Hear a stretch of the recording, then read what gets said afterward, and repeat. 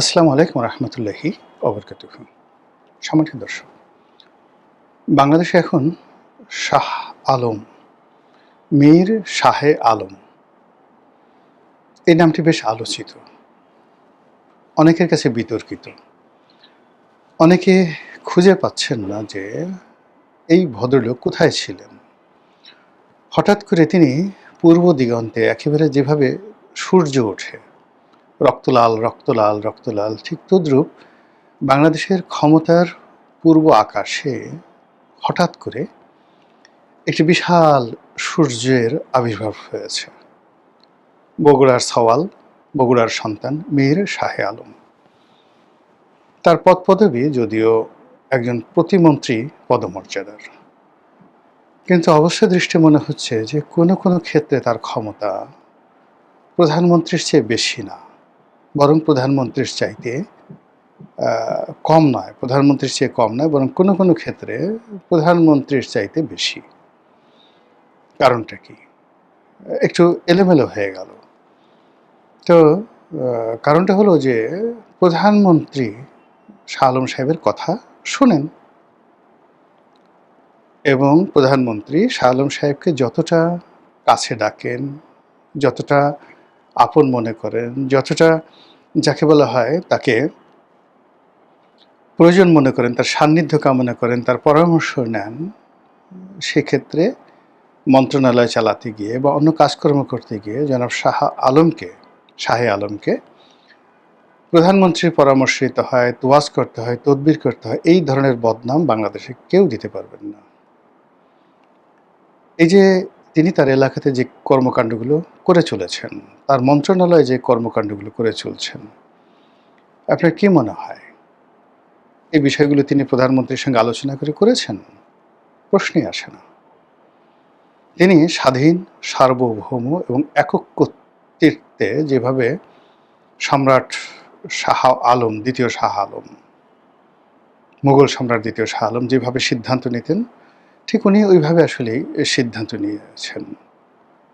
আবার শোনা যায় যে মাননীয় প্রধানমন্ত্রী বহু গুরুত্বপূর্ণ দলীয় বিষয়, মন্ত্রণালয়ের বিষয়, তার যেটা কিচেন ক্যাবিনেট আছে, এই কিচেন ক্যাবিনেটের আমিরুল আমির, মানে আমিরদের আমির যিনি, তিনি হলেন জনাব শাহে আলম, মীর শাহে আলম।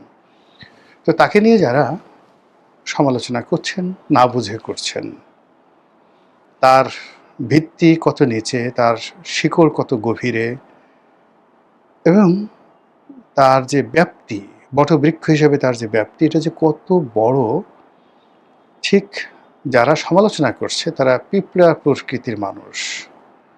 সেই পিঁপড়ার দৃশ্য দিয়ে বা পিঁপড়ার দৃষ্টি দিয়ে, দৃষ্টিকোণ দিয়ে কোনো অবস্থায় একটা বটবৃক্ষকে তার পক্ষে মূল্যায়ন করা সম্ভব নয়। ঠিক সেইভাবে মীর শাহে আলম, তাকে মূল্যায়ন করার মতো ক্ষমতা কোনো অবস্থাতেই তার যারা সমালোচক তাদের নেই। এখানে বুঝতে হবে তার নামটি, এই যে মীর শাহে আলম, এই নামটির মহত্বই তাকে আজকে এই পর্যায়ে নিয়ে এসছে। প্রথমত তিনি মীর বংশের ছেলে, দ্বিতীয়ত শাহে আলম, শাহ মানে বাদশাহ, মানে শাহ এ আলম, এবং নির্দিষ্ট একটি যাকে বলা হয় রাষ্ট্রের বাদশাহ। তো শাহ অত বাদশাহ, শাহে আলম, আলম বলে যে জিনিসটি বোঝায় সেটা হলো দুনিয়া। আলম মানে এটা একক বাংলাদেশ নয়, ভারত, বাংলাদেশ, পাকিস্তান থেকে শুরু করে সারা দুনিয়া, এই সারা দুনিয়াকে আরবিতে বলা হয় আলম। তো এই যে আলম শব্দ, শাহে আলম মানে দুনিয়ার বাদশাহ। সেই দুনিয়ার বাদশাহ, আল্লাহ যাকে দুনিয়ার বাদশাহ বানিয়েছেন, তার বাবা মা যেখানে নাম দিয়েছেন দুনিয়ার বাদশাহ, যেখানে প্রধানমন্ত্রী তাকে সবচেয়ে পাওয়ারফুল মন্ত্রী বানিয়েছেন, স্বরাষ্ট্রমন্ত্রী যেখানে তাকে সবচেয়ে পাওয়ারফুল মন্ত্রী হিসেবে স্বীকার করে নিয়েছেন, সেখানে যারা পিঁপড়া প্রকৃতির মানুষ, তারা তাকে নিয়ে সমালোচনা করছে। মেজাজটা কেমন লাগে? উনি বড় মানুষ বলে সহ্য করছেন, ছোট ছোট মানুষ হলে পিঁপড়া পাড়িয়ে মারে ফেলতো। আপনারা সেই কাহিনী জানেন না? হযরত সুলাইমান আলাইহিস সালাম, তাকে একটা পিঁপড়া কামড় দিয়েছিল, সে মানে মানে পা দিয়ে অনেকগুলো পিঁপড়া মেরে ফেলেছিলেন। রাজা-বাদশাদের মানে চরিত্রটা এরকম হয়, যেখানে স্বয়ং নবী, রাসূল তারাও তাদের রাগ নিয়ন্ত্রণ করতে পারেননি। তো সেক্ষেত্রে এই যে শাহে আলম, তিনি নিজে নন। তার যারা সমালোচনা করেছে এরকম একজন সাংবাদিক, তাও আবার স্থানীয় সাংবাদিক, তার বিরুদ্ধে মামলা দেওয়া হয়েছে। এটা নিয়ে আবার মানুষজন সমালোচনা করছে। তো এই বিষয়গুলো কোনো অবস্থাতেই মানে কাম্য নয়। কাম্য নয় কারণ যে আগে আপনি একজনের সাথে লড়াই করবেন, আগে তো তাকে বুঝতে হবে হু ইজ হি, তার মৌলিকত্ব কী, তার ক্ষমতা কী, তার প্রভাব কী, তার প্রতিপত্তি কী। এটা না বুঝে আপনি লড়াই করতে গেলে আপনার হাত পা ভেঙে দেওয়া হবে, আপনি মরে যাবেন, আপনি ছ্যাঁচা খাবেন, আপনি ডলা খাবেন, আদারওয়াইজ আপনি ইউ ক্যানট সার্ভাইভ। এই যে একজন দুনিয়ার বাদশাহ, শাহে আলম, এই নামে আপনি কোনো দেখবেন যে যারাই যেখানে গেছে, এই নামের মহত্বই অনেক। সারা পৃথিবীতে দেখবেন যাদের নাম শাহে আলম, ইভেন শাহার কথা বাদ দেন, শুধু আলম, আপনি দেখবেন যে আলম নামে কোনো ভিক্ষুক নেই। আলম নামে আপনি কোনো ভিক্ষুক খুঁজে পাবেন না। যারা আছে সবাই ভালো পর্যায়ে আছে, স্ব পেশায় খুব ভালো আছে। অতীতে আপনি এই পাক ভারত উপমহাদেশে অনেক লোক পাবেন যারা বড় বড় সম্রাট হয়েছেন, রাজা হয়েছেন, মহারাজা হয়েছেন, যার নাম ছিল শাহে আলম। আপনি দেখেন এই সময় বাংলাদেশের সবচেয়ে বড় ধনীকে আহমদ আকবর সুবহান, বসুন্ধরা মালিক, তার ডাকনাম কি? শাহ আলম। আচ্ছা, এরপর আপনি যদি এই বগুড়ার আরেক সন্তান আছে হিরো আলম, সবাই খুব তুচ্ছ-তাচ্ছিল্য করছে। এখন আপনি দেখেন হিরো আলম এমপি নির্বাচন করেছেন এবং বিএনপি বা জামাত বা কারা তাকে প্রমোট করেছে আই ডোন্ট নো, কিন্তু আওয়ামী লীগের জন্য তিনি ছিলেন একটি মূর্তিমান আতঙ্ক। তিনি গুলশানে দাঁড়িয়েছেন, এই যে তারেক রহমান সাহেব যে সিটে দাঁড়িয়েছেন এই সিটে তিনি দাঁড়িয়েছেন এবং মোহাম্মদে আরাফাত, জয়ের বন্ধু, তার জীবনকে তেনা তেনা করে দিয়েছেন এবং সেই মোহাম্মদে আরাফাত তার মেজাজ ঠিক রাখতে না পেরে সেই হিরো আলমকে তার গায়ে যখন পিটুনি দেওয়া হলো, তাকে মারা হলো, সেটি নিয়ে সারা দুনিয়া মানে যাকে বলা হয় তছনছ হয়ে গেল। আওয়ামী লীগকে বিব্রতকর অবস্থায় ফেলে দিল। সে একবার রবীন্দ্রসঙ্গীত গাইল, সেই রবীন্দ্রসঙ্গীতের সুর হয়নি, এই জন্য অতি আতিলপনা দেখাতে গিয়ে ডিবি হারুন তাকে গ্রেপ্তার করে আনলো। পরে ডিবি হারুন তার কাছে মাপ চাইতে বাধ্য হলো। This is Alam, this is hero Alam. আপনারা বাংলাদেশে একসময় দেখবেন সবচেয়ে মানে গরিব মানুষের, সাধারণ মানুষের একটা প্রিয় সাবান ছিল আলমের পচা সাবান, মনে আছে? আলমের পচা সাবান। এবং সেই যে আলম, জুড়াইন বাড়ি, যদিও ভদ্রলোক মারা গেছেন খুব নির্মমভাবে, কিন্তু আল্লাহ তাকে এত বরকত দিয়েছিল, ওই জুড়ান এলাকাতে তার চেয়ে বড় কোনো ধনী ব্যক্তি ছিল না। একেবারে সাধারণ অবস্থা থেকে শুধুমাত্র এই আলম নামের গুণে তিনি ওই আমলে শত শত, আর বর্তমান আমলে তার টাকা মূল্যায়ন করলে হাজার হাজার কোটি টাকার মালিক হয়েছেন শুধুমাত্র নামের বরকতে। তো সেখানে একে তো আলম, তার উপর আবার শাহে আলম, তার উপরে আবার মীর বংশ, তার উপরে আবার প্রধানমন্ত্রীর ঘনিষ্ঠ বন্ধু, তার উপর প্রতিমন্ত্রী, তার উপর পাওয়ারফুল মন্ত্রী, তার উপর কিচেন ক্যাবিনেটের সদস্য, সব মিলিয়ে এই যে বাংলাদেশের ক্ষমতার আকাশে যে নতুন সূর্য উঠেছে, রক্তলাল রক্তলাল রক্তলাল, এটাকে সেলুট জানাতে হবে, আহ্বান করতে হবে, অভ্যর্থনা জানাতে হবে, এর কাছ থেকে শিক্ষা নিতে হবে কি করে বড় হতে হয়, এর সংস্পর্শের সোহবত আপনাকে পেতে হবে। যদি আপনার সুযোগ থাকে এর সঙ্গে হ্যান্ডশেক করবেন, সালাম করবেন, এর জুতো টানবেন, কোলাকুলি করবেন, যদি আপনার যতটুকু আপনি যেতে পারেন। কাছাকাছি যেতে পারলে ভালো, না যেতে পারলে দূর থেকে সালাম দিবেন, তার জন্য দোয়া করবেন।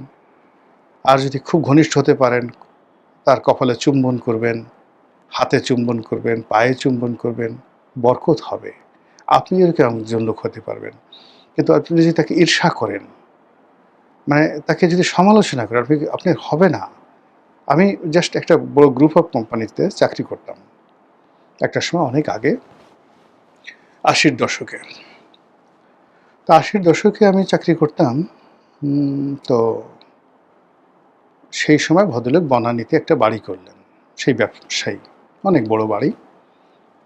তো ওই আমলে ৮০-র দশকে সে ছাদের উপর সুইমিং পুল ওইরকম, মানে বনানীতে সবচেয়ে লাক্সারি বাড়ি ৮০-র দশকের। এরশাদের খুব ঘনিষ্ঠজন ছিলেন সেই ব্যবসায়ী। তা আমার সেদিন নাইট ডিউটি ছিল।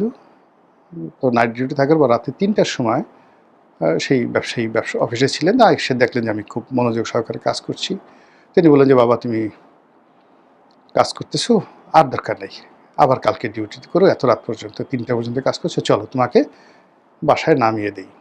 তো উনি এই কাজটি করতেন। মাঝে মধ্যে ওনার গাড়িতে করে নিয়ে যেতেন এবং সেই গাড়িতে উনি ধানমন্ডিতে থাকতেন। আর আমরা যে এলাকায় থাকতাম আমাকে মাঝে মধ্যে নামিয়ে দিতেন। খুব স্নেহ করতেন। হঠাৎ করে এই যে নাবিস্কো এলাকাতে ওনার অফিস, ওখান থেকে মহাখালী পার হয়ে ওই মহাখালীতে টার্ন নেবেন। ওই সময় মহাখালীর ওখানে একটা ব্রিজ ছিল, ছোট একটা ব্রিজ ছিল। এখন সেটা নেই। ব্রিজের ওখানে ওঠার সময় তিনি হঠাৎ করে বললেন যে, "বাবা, আমি যে বনানীতে একটা বাড়ি করেছি, তুমি এটা জানো?" আমি বললাম যে, "হ্যাঁ স্যার, জানি।" "দেখেছো?" "না।" তো উনি বলে, "চলো তোমাকে দেখায় নিয়ে আসি।" আমি কি, ইন্না লিল্লাহ! কী অবস্থা! না পারি বলতে, না পারি সহ্য করতে উনি সেই আমাকে নিয়ে গেলেন সেই বাড়ি দেখানোর জন্য এবং আমার সঙ্গে সিলেটে যে মরহুম বদরুদ্দিন কামরান, তখন কামরান সাহেব মানে একটা পত্রিকার সিলেটের প্রতিনিধি, সিলেট প্রতিনিধি বদরুদ্দিন কামরান।